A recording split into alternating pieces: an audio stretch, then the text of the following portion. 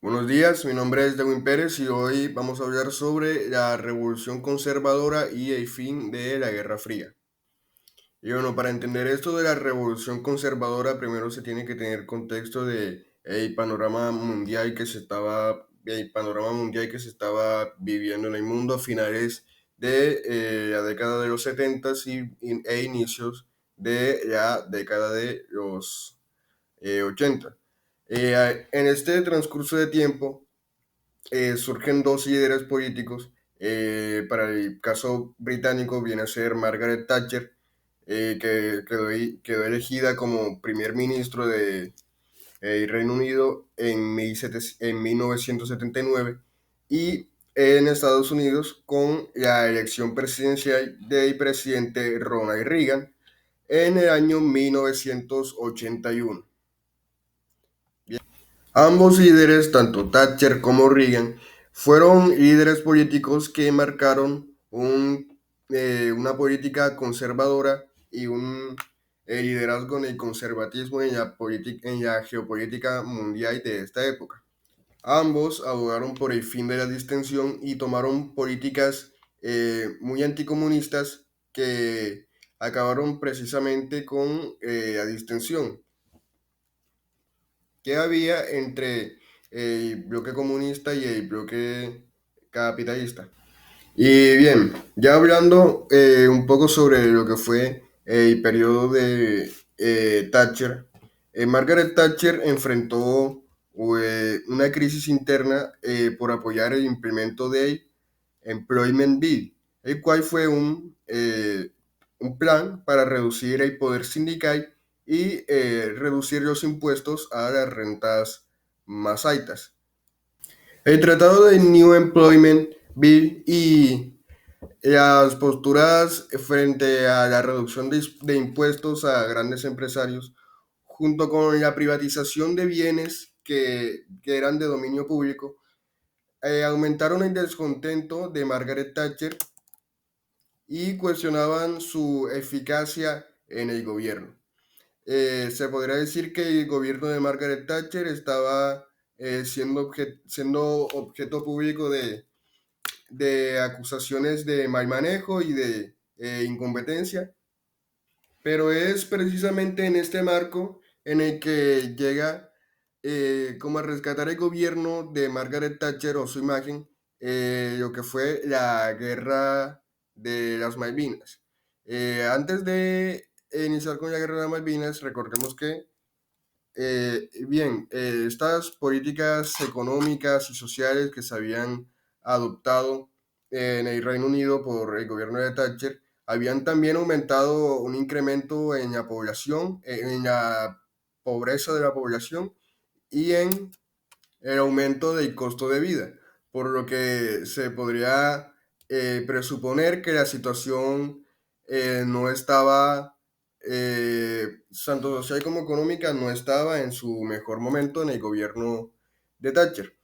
Es en este momento donde su gobierno está siendo altamente criticado, en el que Argentina decide invadir las Islas Malvinas, que eran dominios territoriales de unas islas que anteriormente, que históricamente llegaron a pertenecer a Argentina, pero que en el momento estaban en posesión de dominio británico. Entonces los argentinos intentan con éxito tomar las Islas Malvinas. Esto indigna al gobierno británico que un país tan pequeño los haya derrotado, por lo que sin previa negociación, el gobierno británico, en la cabeza con Margaret Thatcher a la cabeza, decide contestar a la invasión con declarándole la guerra a Argentina, y se termina dando lo que fue la guerra de las Malvinas. Posteriormente Argentina iba a perder la guerra y lo iban a pactar.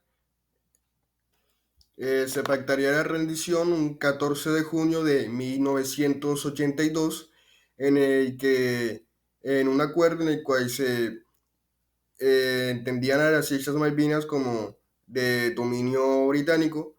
Entonces, entonces se daría fin a la guerra que duró aproximadamente unos 74 días.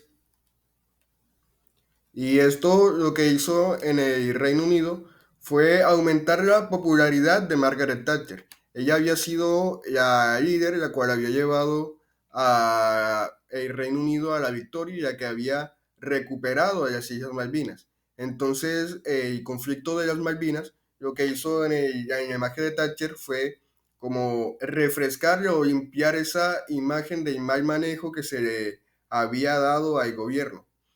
Por lo cual, esta buena imagen que le dio la victoria en Malvinas a Thatcher terminó con la reelección de esta en el año siguiente, en 1983, en el año posterior a la guerra de las Malvinas, quedó reelegida como primer ministro del Reino Unido. Y mientras la imagen de Thatcher estaba triunfando, ella junto con su política e imagen conservadora, en Estados Unidos la personalidad de Reagan, que también tenía ideología muy similar en cuanto al conservatismo social y político y económico, eh, se unió y apoyaba el gobierno de Thatcher en cuanto a las políticas económicas liberales, pero también, y más importante, frente a las posturas anticomunistas, que es lo que posteriormente terminaría poniendo fin a la distensión que hubo entre los dos grandes bloques ideológicos, capitalista y comunista, y volvería a poner las tensiones sobre una futura guerra nuclear o mundial. Muy bien. Entonces, ya teniendo en cuenta el panorama geopolítico que se estaba dando, podemos ir pasando con los cambios internos en la URSS y del derrumbe del socialismo real. Muy bien. Y bueno, entonces, al hablar de los cambios internos en la URSS y el derrumbe del socialismo, tenemos que tener en cuenta que a mediados de los años 80 en el Kremlin predominaban los funcionarios de una alta edad. Se podría decir que había una gerontocracia, que la gerontocracia es esto de miembros de mayor edad, de edad muy avanzada ya en el poder. Bueno, tener en cuenta que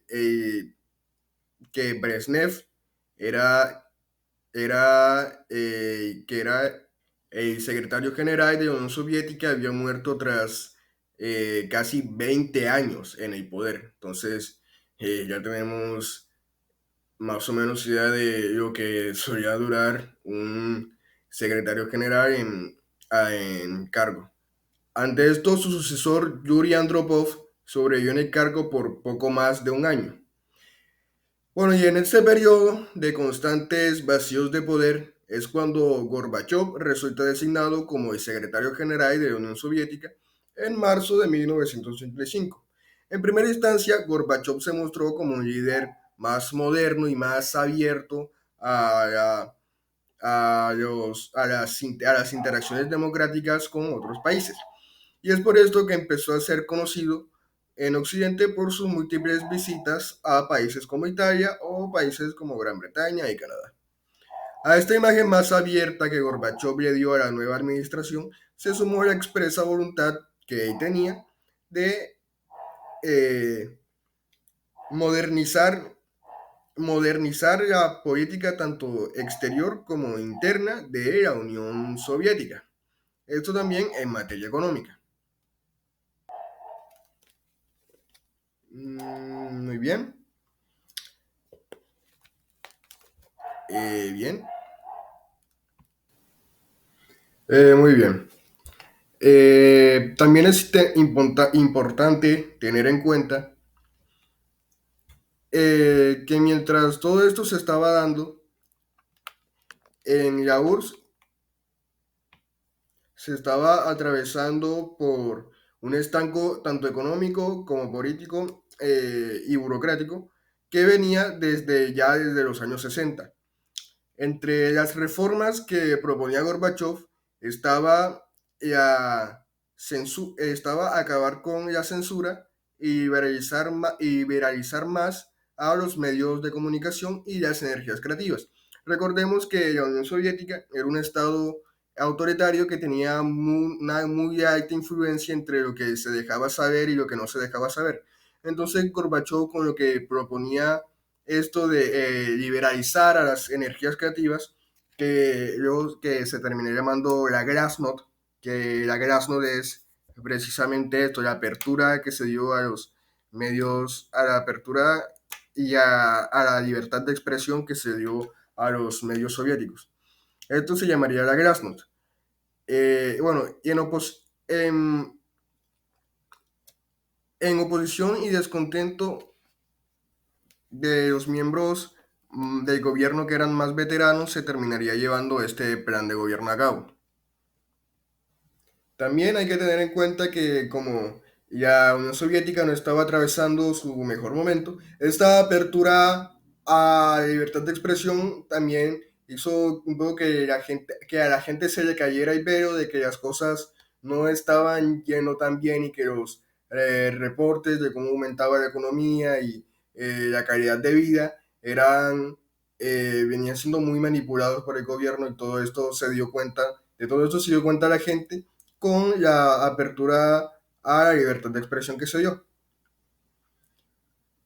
También con estas reformas también se puso sobre la mesa la llamada perestroika o reformación en español, que era con la que Gorbachev pretendía modernizar y un poco liberalizar, pero más bien modernizar la economía y la política económica de Rusia,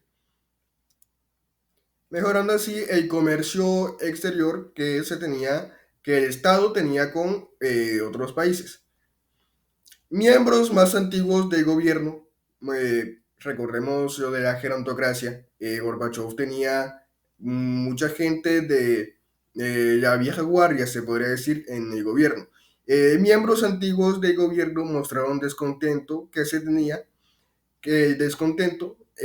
a esta perestroika, ya que estos señores tenían el mal recuerdo de las NEP o las nueva política económica con la o que en el gobierno de Stalin se ensució la imagen de esta nueva política económica como ser una de las causantes de la ruina del Estado, del país. Y bueno, ya casi podríamos ir terminando diciendo que para 1988, ante la Asamblea General de las Naciones Unidas, se desideologizaron las relaciones internacionales y también hubo acuerdos y ofertas de desarme bilateral con la Unión Soviética, en el que estuvieron varios países para con el bando soviético, eh, los cuales no sé, o bueno, países de los cuales no se desarmaron bilateralmente con la Unión Soviética, fue pues precisamente Estados Unidos, quien al ver que ya la Unión Soviética estaba casi acabada y ya estaba reformando su sistema, no vio como la necesidad de desarmarse nuclearmente o de relajar como esas posiciones que se tenían. Bueno, siendo eso todo, no siendo más, ya sería el fin. Y es, gracias.